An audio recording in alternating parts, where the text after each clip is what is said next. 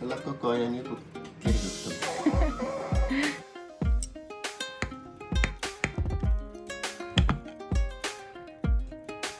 It's Sarah's first food waste vlog and you got diaper from the food waste.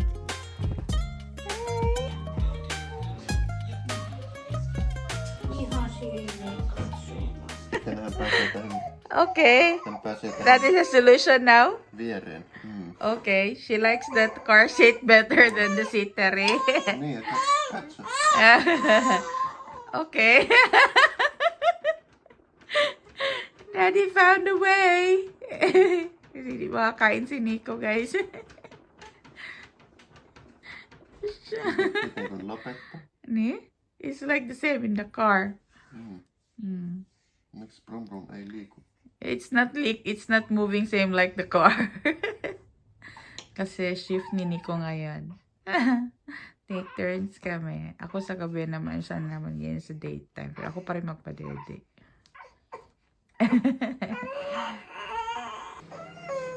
Täällä koko ajan joku kehduttamassa. But if you drive the car now, she will sleep right away.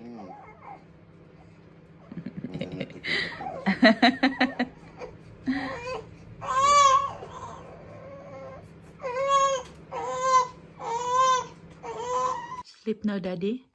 It worked. So that is your new way now. Make her sleep. Very good.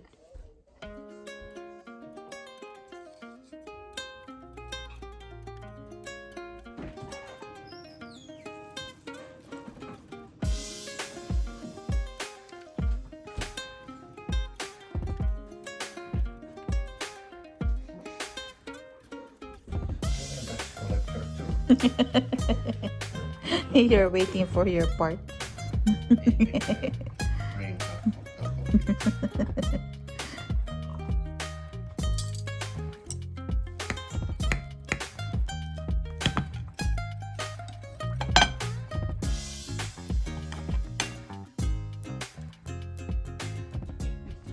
Tumahan din, guys. Dede lang pala ang katapat.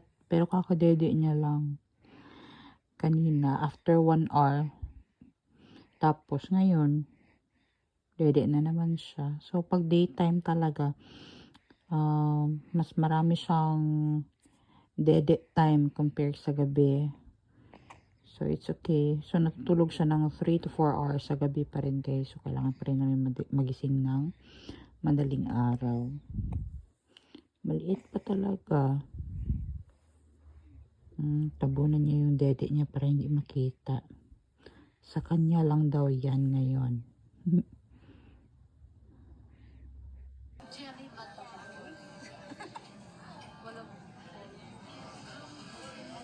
О, какая репка, видишь? Ну, похоже на репку.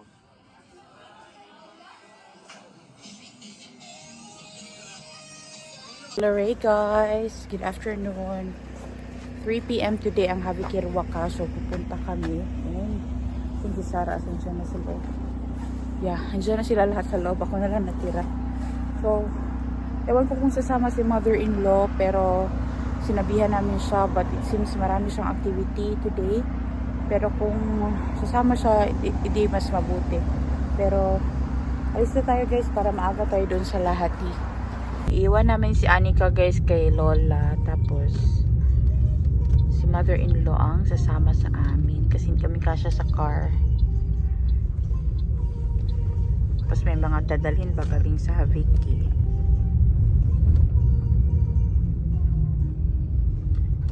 You be good girl there, okay? Si Sarah guys, ayan, hindi pa tulog. Nakikiramdam. Si Sarah guys is ayan, tulog na. Tulog na ang ating bata batuta. Tignan mo na ni Nico si Anika doon kay Lola. Tapos kukuha din siya ng bag para kay mother-in-law. Tapos sunduin namin si mother-in-law doon sa saan ba yun? Hindi ko alam saan yung address, guys. Pasusunduin namin siya kasi andun daw siya. Tapos iiwan niya yung car niya doon para isang car lang ang dadalhin namin. Sasabay siya sa amin today doon sa Javier Huacapayca. Dito kami sa car kainan, guys. Papa-withdraw ko muna si Nico doon kasi wala akong cash. Cash lang pwede doon sa Javier Huacapayca.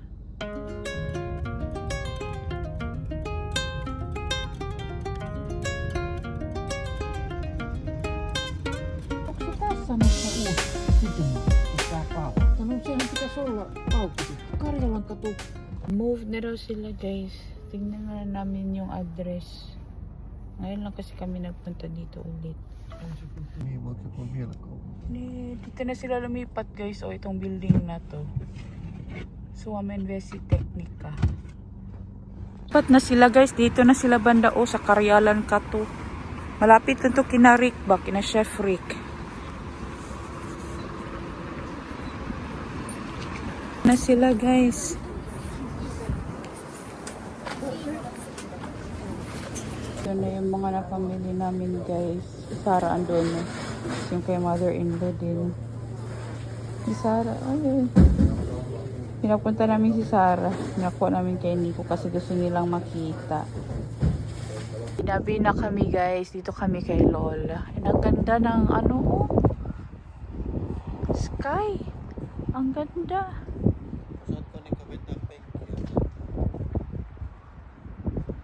Ang ganda, guys. Dito kami, guys, kay Lola. Dumaan kami, no, kasi natid namin si mother-in-law din dito. Same building lang kasi siya nakatira din. So, ngayon, uwi na kami ng bahay. And papakita ko sa inyo yung mga napamili namin sa Javier Huacapayca. Sobrang dami, guys, as in. Sobra-sobra pa sa binayad doon yung mga napamili namin kasi sobrang dami.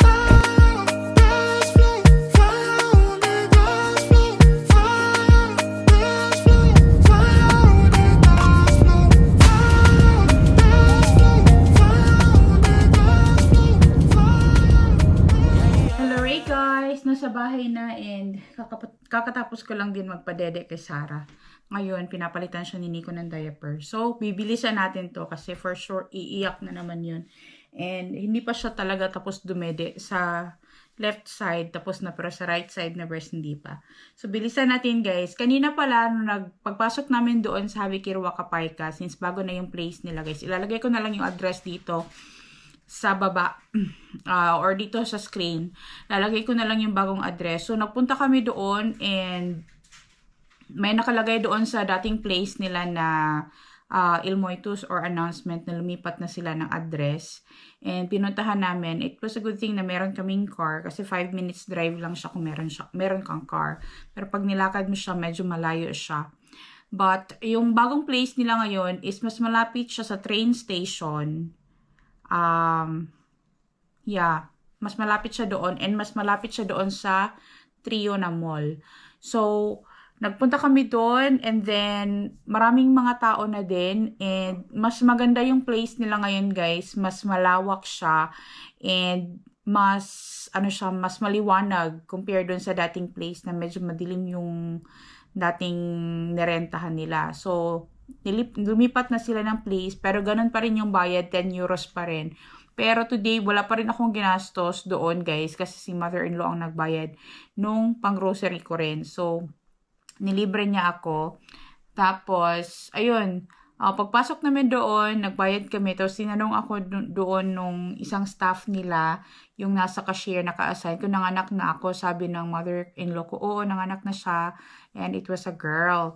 Tapos, sabi niya, sana yung anak mo? Sabi ko, doon ngayon sa sasakyan kasama ng tatay. Pero, sasabihan ko yung husband ko na pumunta dito para makita nila. Kasi guys, noon na ako doon and nung buntis ako, syempre ang laki-laki ng tiyan ko, manonotice talaga ako. So, ayun, tinawagan ko si Nico tapos pinapunta ko doon. Tapos, nakita din nila si Sarah doon, guys. And, ayun, sobrang tuwa nila. And, dahil nakita nila si Sarah, binigyan nila kami ng more items na para kay Sarah naman. So, actually, may binigay siya na para kay Sarah, pero medyo maliit. But tinanggap ko pa rin guys. Sinabi ko pwede ko bang tanggapin.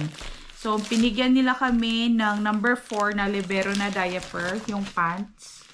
Ayan. So meron, ito is 7 to 10 kilograms and this is 33 pieces. O nakalibre na tayo ng another diaper. Andun to sa Haviki guys kasi nga na-open na yung packaging na ganyan no. So pag ganito sa store guys, waste na ito and itatapon to normally ng mga store. But it's a good thing na merong Haviki Wakapayka kasi yung mga ganitong items sa grocery din to. And yung mga items naman na nanggaling doon sa mga grocery, yun din yung binibigay doon sa Haviki Wakapayka. Tapos binigyan din kami ng Pampers, pero naman ito is 2 to 5 kilograms. Hindi ito kasya na kay Sarah siguro guys. I don't know ha, kasi 4.6 na si Sarah ngayon. I don't know kung kakasya to. Pero I think medyo maliit itong Pampers na sa kanya. Yung, ito ba yung number 1? Kasi yung diaper na ginagamit niya talaga guys is ano na, number 2. Pero kung hindi na talaga to kasya sa kanya. Kasi depende naman kasi sa brand kung ano yung mas, ano ba, mas, kung yung size nga.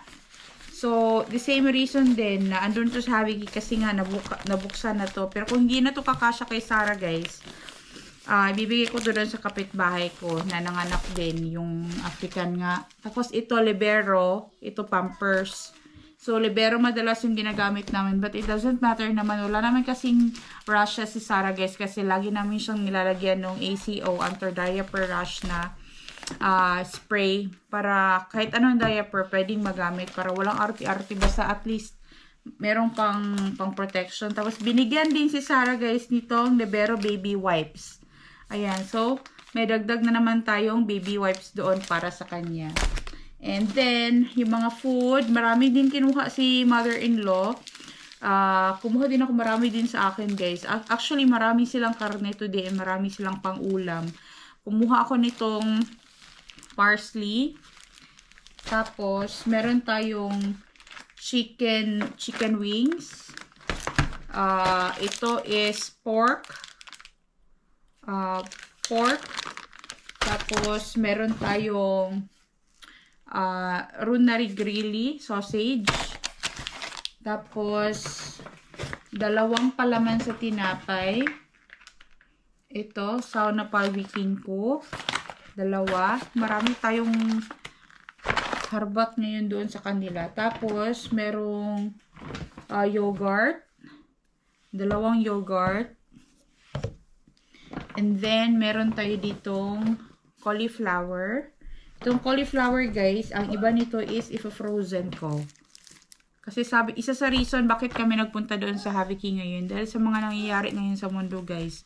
Ang daming war. We don't know what will happen the next day. Sabi ko sa kanya na gusto ko magpunta ng Haviki para mag-store ng food sa freezer namin. Kasi may space na yung freezer namin. So, gusto ko siyang i-refill. So, meron din tayo ditong aroma mix urtisuwala. So, ito is mix siya na mga tawag nito, mga herbs. Tapos, merong salt. Ayan. Tapos, maraming saging. As in, sobrang maraming saging. Tutuwa si Anika nito. Marami akong kinuha saging. Ayan. Sobrang maraming saging, guys. Ganito na itsura ng saging, guys. Kasi, yung balat niya lang yan. Pero, hindi yan ibig sabihin na sira. Ibig sabihin, guys, hindi na lang yan siya pumasa sa standard. Kaya ito andoon sa Haviki Wakapayka. Tapos na sini ko magpalit ng diaper. Ayan. Tapos, ito, marami tayong saging, guys. So, yung first bag is empty na. Ayan. So, dito tayo sa second smaller bag. Meron tayo ditong Meat Lovers Panini. Pwede itong pang hapunan. Tapos, Kevut Maito. Ito is, today is 21st ng March. And today siya, hanggang today lang siya. Ayan. And this is lactose free. Lactose free milk. Hey, Sarah. Uncle Sarah, haluya is tutala. We're just looking here. You're looking there. We're observing. You're observing. Tapos meron pa tayong chicken wings. So, marami tayong pang-ulam. Tapos, dito guys, marami pang mga carrots. Hindi ko na lang siguro ilalabas, but maraming carrots dito sa bag. Ayan. So, I think ito is i-juice namin yung iba, and I think yung iba is ikakat ko siya para ready na siya pang halo sa mga soups and tawag nito sa mga soups and tawag nito, as in loading talaga ako guys after ako mga soups and mga pangluto-luto ko sa kusina guys, yung mga fried rice ganyan. But yeah, sobrang sarap lang na meron tayong nabibiling ganito sa Haviki. Ayan o, mga carrots yan lahat guys. Ayan, tapos kunin ko yung isang bag pa. Meron pa tayo ditong isang bag guys. Guys, ito, meron tayo itong honey cake. Dalawa ito. Ayan. So, hindi na muna ako mag-bake ng anything sweets. Kasi meron kaming honey cake. Galing dun sa Haviki. Tapos meron din tayong buns. Yung vanilla. Mas gusto ko yung cinnamon yan. Pero okay na rin yan. Tapos sobrang daming tinapay kong kinuha doon guys. Tapos ito naman is orti patonki or yung baguettes. Dalawa yung kinuha ko nito. Ayan. Tapos, maraming dark bread. Sa dalawa, tatlo, apat. Ito is light brown. 5, 6. 6 packs of bread ang nabili namin doon sa Haviki, guys. Ayan. Ayan. Sobrang daming pagkain. Tapos, meron tayo ditong batati langkut. Akala ko carrots ito. Batati pala ito, guys. Or yung potato, sweet potato or yung kamote. Ayan. So, naka-fries na siya ng slice. So, baka lutuin ko rin to and kainin. And, meron tayo nitong isang paprika. Yun lahat ang napamili namin guys today for worth 10 euros doon sa Haviki. And I'm so thankful kasi nilibre din ako ni mother-in-law. Alam nyo, kahit yung mga ganitong bagay lang, sobrang maliit na bagay, we appreciate it a lot.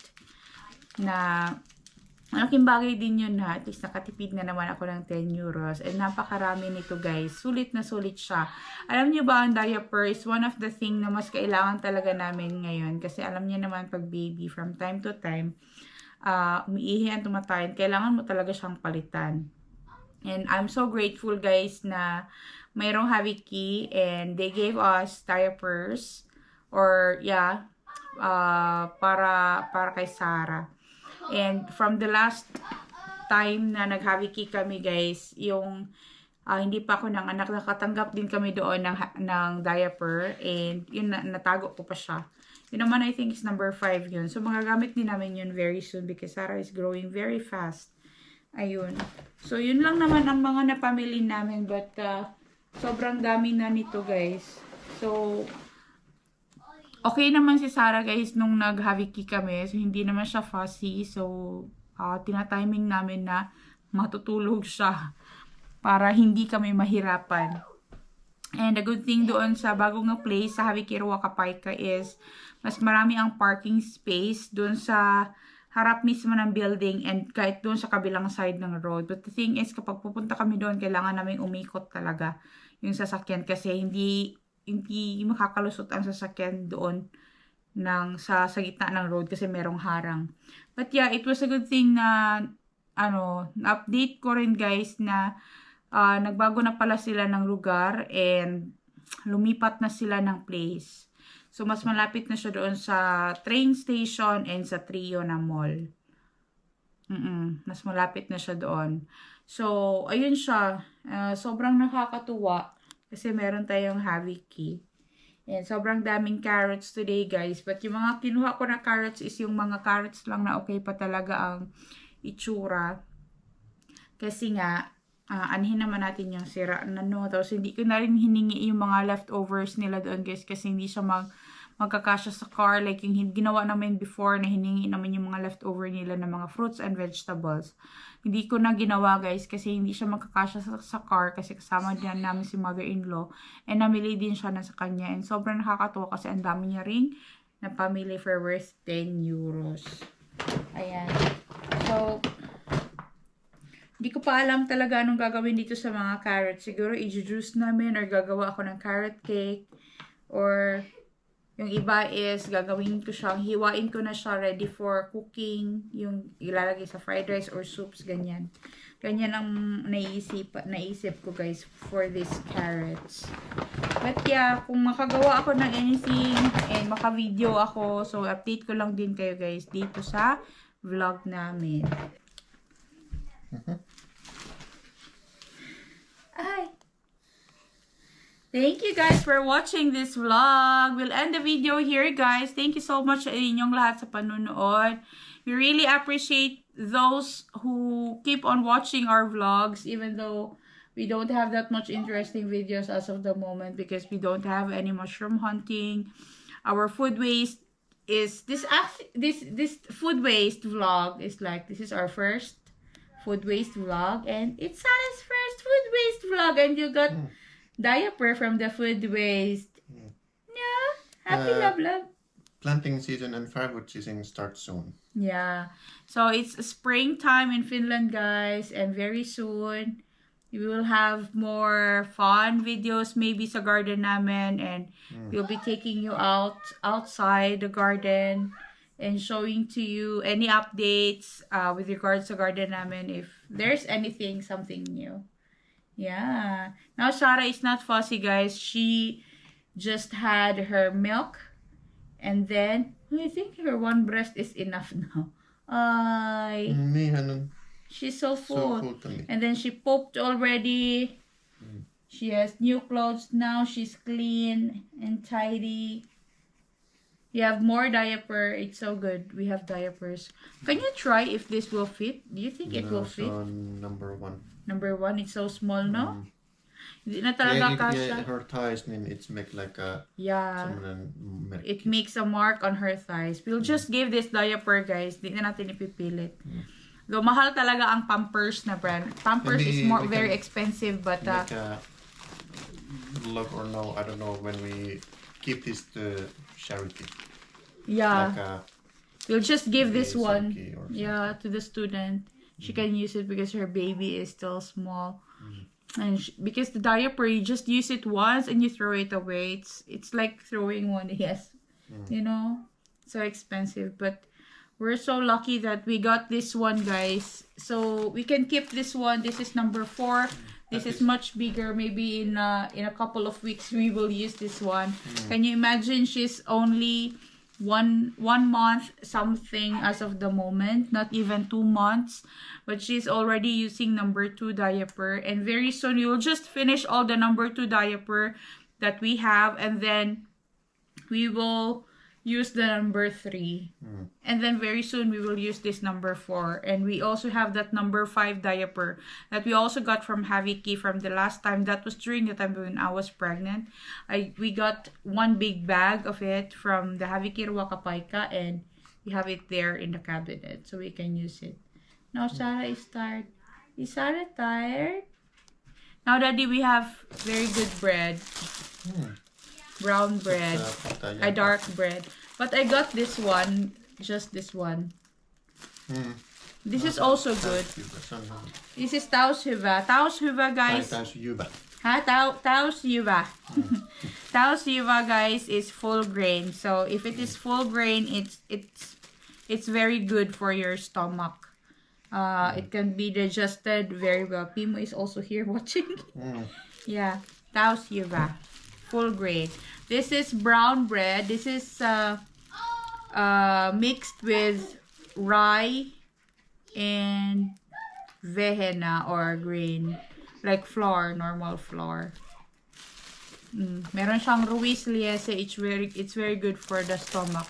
And ito din, guys, meron din ito Ruiz Palati. Ito talaga, this is the bread that we usually eat. Ruiz Leipa. But this is more extra good kasi Taushuva. Pruis. So, full grain rye bread ito. So, this is very good for the stomach. Yun lang naman. That's all for today's vlog. Thank you so much for watching. And we will see you on the next one. Hey, hey!